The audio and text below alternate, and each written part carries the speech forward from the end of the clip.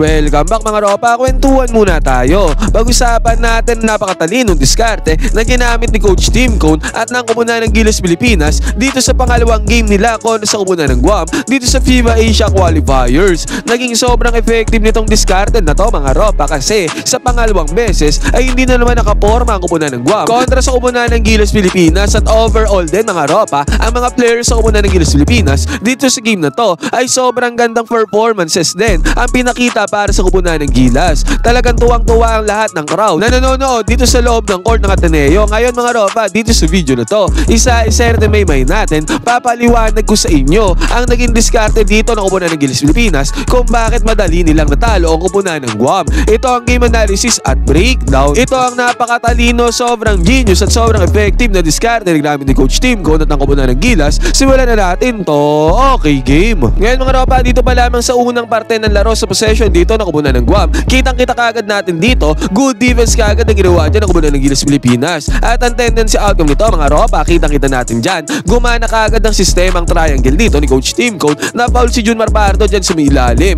Nakapagpundar kagad ng puntos dyan si Junmar Pardo galing sa may free throws. Ngayon mga ropa, after ng free throws dyan ni Junmar Pardo, kitang-kita kagad natin, naka-pressure defense kagad dito ang Koponan ng Gilas Pilipinas sa katauhan ni Scottie Thompson. Yun nga lang mga ropa, nasitan siya na screen dyan. Pero nagbenta sa mga atake dito ni Jericho Cruz para sa Koponan ng Guam. At ang nangyari dyan mga ropa, mabilisan lang. Nagkaroon ng fast break dito si Japet Aguilar. Easy 2 points na nagawa dyan ni Japet. Basket is good. At ito ulit mga ropa sa possession na to ng Koponan ng Guam. Again mga ropa, good defense na naman ang ginawa dito ng Koponan ng Gilas. Kitang-kita natin mga ropa, ang gandang swipe ang ginawa dito ni Japet Aguilar. At nakakuha na steal dyan si Japet mga ropa. Grabe nga naman ang effort ni Japet Aguilar dito sa play na to. At ang tendency outcome ba niyan mga ropa sa possession na to ng Koponan ng Gilas Pilipinas. Again mga ropa, yung triangle offense ang umiral dito para sa Koponan ng Gilas at nagkaroon ng easy 2 points si Junmar Pardo doon sa may lalim. Kung kaya't pagbubukas pa lamang ng quarter, 12-3 kaagad ang score, lamang kaagad dito ang Koponan ng Gilas.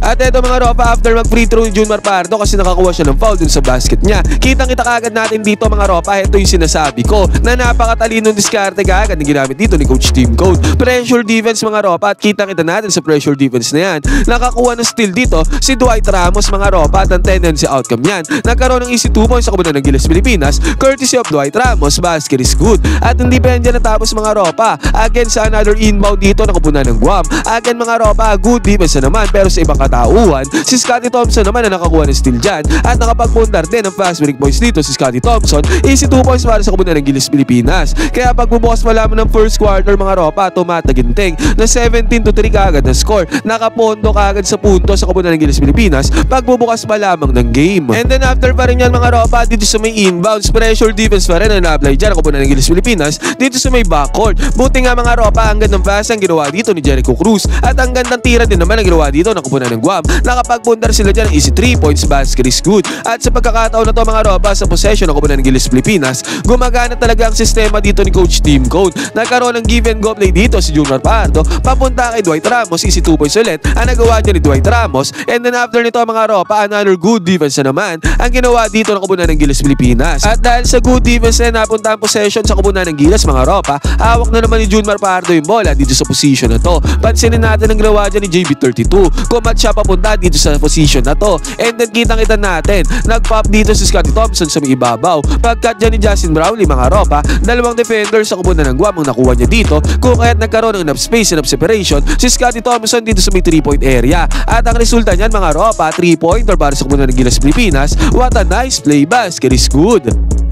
Pagbubukas nga ng first quarter mga ropa ay napansin ko sa Koponan ng Guam na parang walang direction ng kanilang opensa mga ropa, katulad nga dito nasundutan na naman sila ng Koponan ng Gilas Pilipinas. And then dito sa possession na to mga ropa, tignan natin ang kalat ng possession na to ng Koponan ng Guam. Tatlong tira ang naging attempt nila dyan mga ropa, pero ni isa ay walang pumasok para sa kanila mga ropa. Buti nga mga ropa, dito sa possession na to, ibang possession to mga ropa, ay nagkaroon sila ng top of the key 3-pointer. Ngayon dito sa mga susunod na possession sa Koponan ng Guam, papakita ko ulit sa inyo mga ropa, ginamit talaga ng koponan ng Gilas Pilipinas yung napakatalino diskarte na to, na kung saan pressure defense mga ropa. Una dito si Dwight Ramos, kitang-kita talaga natin ang malupitang depensa ni Dwight Ramos dito sa may backcourt. Napalabas dyan yung bola mga ropa, pero still bola pa rin dyan ang koponan ng Guam. Pero still mga ropa, grabe talaga ang depensa ni Dwight Ramos. At another one mga ropa, sumunod dito, again pressure defense ulit, at bigla ang sumulpot dito si Dwight Ramos para masundot niya yung bola. At eventually mga ropa, dahil dyan nagka-violation dito ang koponan ng Guam, napunta ulit sa koponan ng Gilas Pilipinas ang possession. Grabe talaga si Dwight Ramos. At another one mga ropa, tatlo yan magkakasunod talaga. Pressure defense mga ropa, nahihirapan talaga yung ball handler dito na koponan ng Guam. At the same time yung rotation, yung palitan sa may depensa mga ropa sa may switch ay sobrang ganda, perfectly executed na depensa to ng koponan ng Gilas Pilipinas. Yun nga lang mga ropa, ang tendency outcome dito, na foul naman ang koponan ng Guam doon sa may ilalim, pero still good defense pa rin yan na pinapakita dito ng koponan ng Gilas Pilipinas sa may first quarter. Kaya nakapondo talaga sila ng kalamangan dito sa may first quarter. At dito mga ropa, nag-attempt ng fast break si CJ Perez, pero yun nga lang nagmintes ang kandirada dyan. Pero tignan naman natin ang taas ng talon dito ni Carl Tamayo. Galing pa siya doon sa may likod mga ropa para makuha ang putback, offensive rebound dyan, second chance points, basket is good para kay Carl Tamayo.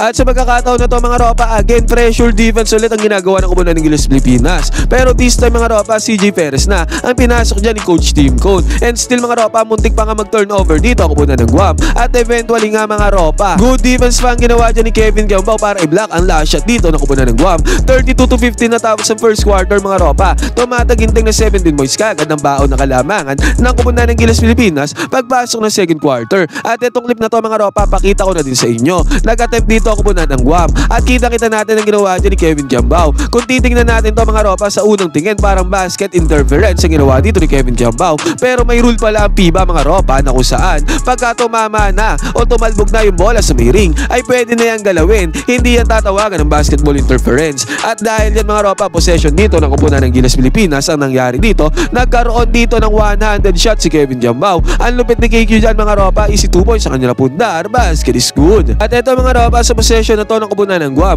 nakapukol sila ng 3-pointer mga ropa. Take note, dito sa game na to, napakaraming 3-point attempts sa ginawa ng koponan ng Guam. Diyan sila kumukuha ng opensa at puntos mga ropa. Dito nga naipasok nila yan. And take note din mga ropa, kahit tambako ng koponan ng Guam, nakahabol din sila dito at napatikit nila ang score dahil nga sa mga 3-pointer na ginagawa nila. At may adjustment yan ng koponan ng Gilas Pilipinas doon sa may dulong quarters mga ropa. Gagawa natin ng ibang video yun. Pero dito nga muna tayo mga ropa, nakascore na naman dito si Carl Tamayo. Quick 4 points kagad na nagawa ni Carl Tamayo dito pa lamang sa first half. And again mga ropa, 3-pointer na naman ang inattempt dito ng koponan ng Guam. Sinabi ko nga sa inyo, puro 3-pointers talaga ang mode of offense sila. And then after nito mga ropa, sa possession ng Gilas Pilipinas, pansinin muna natin to mga ropa. Naka-zone defense dyan ang koponan ng Guam at binasag yan ng Gilas Pilipinas. Kumat lang dito si AJ Edu sa may gitna. Natrack niya na dito yung ilalim ng koponan ng Guam at kitang-kita natin ang gandang cut din naman ang ginawa dito ni QMB. Mabilis ang pasa dito ni AJ Edu. Tendency outcome nito mga ropa, basag ang zone defense sa koponan ng Guam.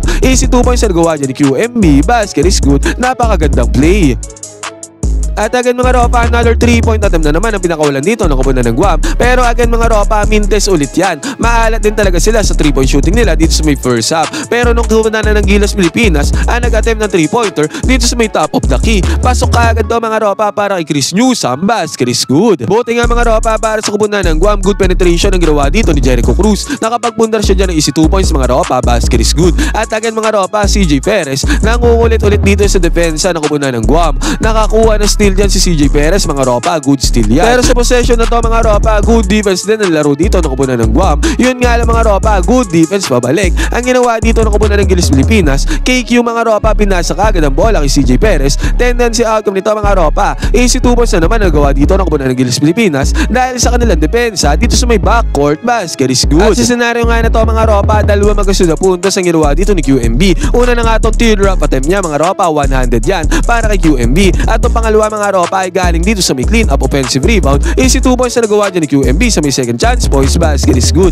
At ang maganda pa dito mga ropa, dahil dyan lumobo sa 27 points sa kalamangan ng Gilas Pilipinas dito pa lamang sa may second quarter, 47-20 ang score. Sa pagkakataon na yan mga ropa, dyan natin makikita ang pagiging dominante talaga ng koponan ng Gilas Pilipinas at ang pagiging sobrang effective talaga nung discarding ginawa nila dito sa may first half. Tambakol malala ang koponan ng Guam. Pero sa pagkakataon na to mga ropa, bago tuluyan matapos sa second quarter, nagkaroon ng run dito ang koponan kupunan ng Guam mga ropa. Sunod-sunod na punta sa kanilang ginawa mga ropa pati doon sa may outside. Kaya itong second quarter to, itong first half ay natapos sa score ng 50-46. 14 points na lang bigla ang kalamangan dyan ng Gilas Pilipinas na wala yung 27 points sa kalamangan. At pagpasok dito ng second na mga ropa dito sa may third quarter, still mainit pa rin ang kupunan ng Guam. Sunod-sunod na puntas pa rin ang kanilang ginagawa mga ropa. At dito pa nga mga ropa, walang abog-abog. Pumukol ng 3-pointer dito si Jericho Cruz sa may transition. Pumasok para kay Jericho Cruz mga ropa, basket is good. Kaya tumataginding na 53-44 na lang ang score dito mga ropa. Tumataginding na 9 points na lang ang lamang dito ng kupunan ng Gilas Pilipinas.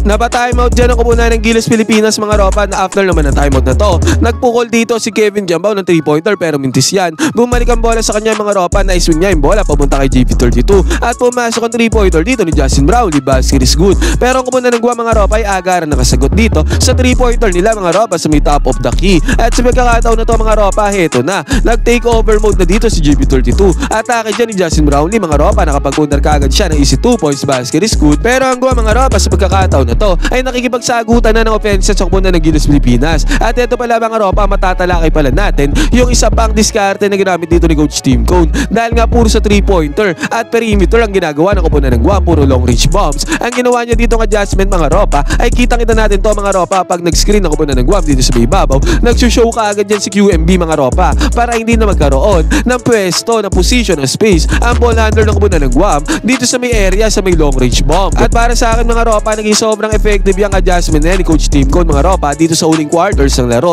Kasi mga ropa, napigilan nila ang pagbuo sa opensa ng kupunan ng Guam dito sa may long range bombs. Nagmintis nga ang tirada nila dyan mga ropa, nakakuha sila ng offensive rebound, na-foul sila dyan mga ropa, pero still yun nga yung sinasabi ko, napigilan pa rin nila yung long range bomb attempts dito ng kupunan ng Guam. At ito pa mga ropa, another one ulit dyan, screenan ulit ang kupunan ng Guam dyan sa may ibabaw. At ganun ulit mga ropa, pumukol ulit ng 3-pointer dito ang kupunan ng Guam. Pero marahil hindi natin napansin, grabe ang closeout na ginawa dyan ni QMB para magkaroon ng resistance dyan sa tira na yan ang kupunan ng Guam. At ang tendency outcome nga niyan ay nagbinta sila sa may 3-point area. At ito mga ropa, dito sa may transition, walang kabog-abog na bigyan ng bola dito si Justin Brownlee sa may right side corner 3-pointer. Pinukol ka agad yan ni JB32 mga ropa, pumasok ang tirada dyan ni Justin Brownlee, basket is good. And agad mga ropa, ganun ulit. Sinasabi ko nga sa inyo, malupit ang show defense ulit dito sa may ibabaw ang ginawa dyan ni QMB mga ropa. Sobrang effective nga yan mga ropa, pero dito sa possession na to, nagkaroon ng foul dito si CJ Perez. Pero still mga ropa, kitang-kita natin dito yung adjustment na ginawa ni Coach Tim Cone para mapigilan ang shooting ng kupunan ng Guam. At sa pagkakataon na to mga ropa, actually kitang-kita ulit natin dito, double team ulit ang binigay dyan ng kupunan ng Gilas Pilipinas para hindi na magkaroon ng space sa pagmamando ng bola yung ball handler. At ang tendency outcome pa nga yan, nakakuha na still dito ang kupunan ng Gilas Pilipinas, pasa ni JB32 papunta kay Chris Newsome, easy 2 points na mga ropa. Defense turns into offense para sa kupunan ng Gilas Pilipinas. At natapos nga ng third quarter sa score ng 72-55 mga ropa, may baon na 17 points sa kalamangan pa rin ang kupunan ng Gilas. Malaki pa rin yan mga ropa. At doon sa fourth quarter nga mga ropa, hindi na nakabawi dyan ang kupunan ng Guam. Natalo na sila ng kupunan ng Gilas Pilipinas. Ngayon mga ropa, ano masasabi nyo sa sobrang talino at sobrang effective na diskarte at doon sa adjustment doon sa dulo na ginawa dito ni Coach Tim Cone? Pwede kayo mag-comment dyan sa baba ng opinion mga ropa, magkwentuhan tayo.